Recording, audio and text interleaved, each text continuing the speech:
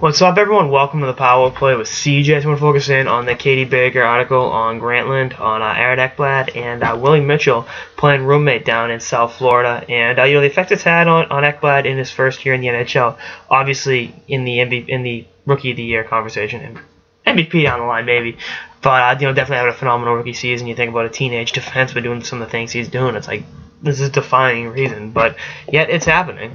Juan Ponce went to Florida looking for the fountain of youth, and I think Aaron Ekblad went looking for the fountain of being a veteran at age 18, and we found it, as a really, really bad history joke was made.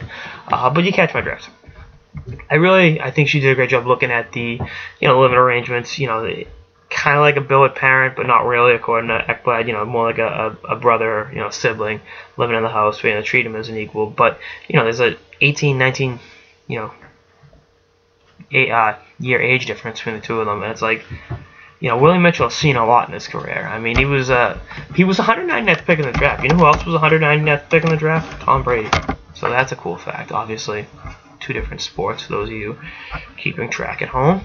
And Mitchell's a soon-to-be 38-year-old defenseman that has found a way to hang around the league, win 2 Stanley Cups in Los Angeles, and bring a veteran presence to the Florida Panthers, and where they needed it, especially on defense. And I think another thing Katie did a great job at highlighting was the little bit of disparity between age. You got teenagers, you got Ekblad, you got Sasha Barkov, you got young 20-something-year-olds in Jonathan Huberdeau and Nick Busak, guys like that, and then you got the Willie Mitchells, the Roberto Luongos, the Brian Campbells, and that guy Jaromir Jagr, who are old enough to be those kids' fathers in a lot of circumstances. So definitely a cool dynamic down there, and really highlighting the way the teams are put together, and the job Vincent Viola's doing, helped turn them into a perennial contender.